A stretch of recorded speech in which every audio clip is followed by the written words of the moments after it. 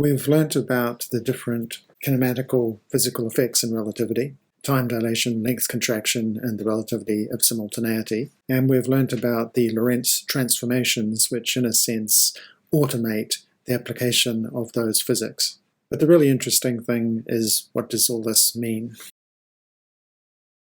The Lorentz transformations tell us how to get the locations and times of events in one frame if they're given in another frame. What does it mean that we have different locations in different frames? Well, actually, that's quite intuitive. We understand that if we move around, then the location of something relative to us also moves because we are moving, and hence the reference point changes. Time is a bit weirder. It's not part of our everyday experience that because you're moving, the time reference should change. But that's what these equations are telling us. The position transformation equation has built in the change in the reference through the VT factor. The time transformation equation has a similar change in reference for the time based on the location of the object. This is the relativity of simultaneity. So these two equations are treating time and space in the same way. Space in a somewhat familiar fashion, time in the same way as space, which is quite unfamiliar. One of the things that we can now understand through the Lorentz transformations is why two different observers can each see the other's clock slow down, that is, time dilate. Often it seemed strange at the beginning that if I look at a moving clock, the time dilates, the ticks take longer, and if an observer on that moving clock looks at my clock, they see the same thing. It seems like if one dilates, then the other should contract. If one tick takes longer, then the other should be shorter. And that would be true if there was an absolute time that was the same for everybody, but there isn't. There are different times. One observer has time t, the other has time t dash.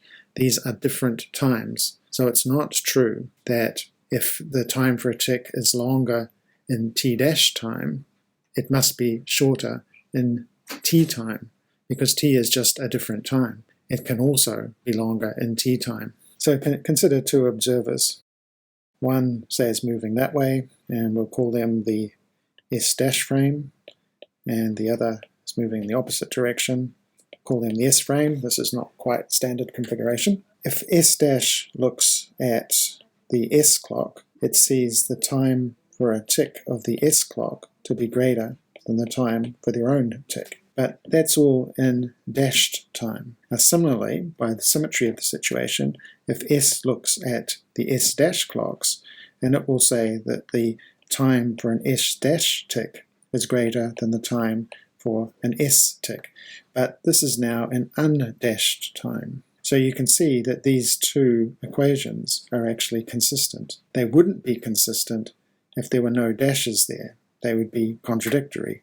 But because dashed time is a different thing to undashed time, it works. One way of understanding what the Lorentz transformations do is that they mix up space and time. Some of what was time in one frame becomes space in another, and some of what was space in one frame becomes time in another.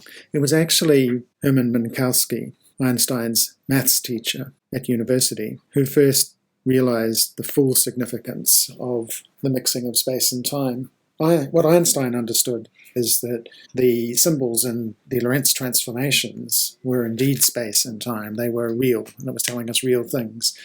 But he didn't fully grasp how those equations meant that space and time were unified. That came a few years later from Minkowski, and he made the famous statement that space itself and time itself were doomed to fade away into shadows, and only a kind of union of the two would be preserved as real. This new real union is called space-time. Minkowski is famous for calling Einstein a lazy dog in class, but I guess he changed his mind. Let me look at this from a different point of view, the point of view of analogy. You know that Cartesian coordinates don't have an independent reality. They are simply choices that we make. Shown in the diagram are the x and y coordinates and a rotated x dash and y dash version. That red point on the plane has different coordinate values in the xy system and in the x dash y dash system. There's no mystery in that at all. It's just because we have chosen to use different coordinate systems, and we're completely free to do that. So we could ask the question, are x and y real? Well, they're not part of the physical reality, they're part of our description of reality. So in that sense, they're just conventions or ways of talking about things.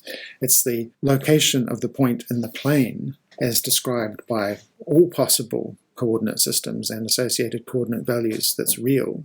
That's called a geometric fact about the point. But its actual coordinate values are not real at all. They're entirely made up, and they only have meaning in relation to a full description of that made-up system of description. Now, the Lorentz transformations are quite analogous. They mix up x and t, just like Euclidean plane coordinates mixed up x and y. And our choice of inertial frame in which to ascribe coordinates is completely free. We may be in our own inertial frame, so we can set our own coordinates, but then we might change that to another one, or someone else could be in a different inertial frame, moving relatively to us, and they would have different coordinates x dash and t dash. This change of frame is by changing velocity is called boosting, sort of analogous to the rotation in the Euclidean plane example. So by analogy, we can ask the question, what are xness and tness? Just like we asked, what is xness and yness? Well, as we concluded that xness and yness were not real, they were just made-up descriptions, so we can conclude that xness and tness are not real, they are just made-up descriptions. They are ways of describing events. They are not the events themselves, and they are completely arbitrary. What is real is the geometry of the situation, and that is described by an event in space-time, not by a position and a time which are dependent on the particular choice of coordinate system, that is, inertial frame, that you make. So we conclude that space and time are not real in the same sense that x and y coordinates are not real for Euclidean geometry.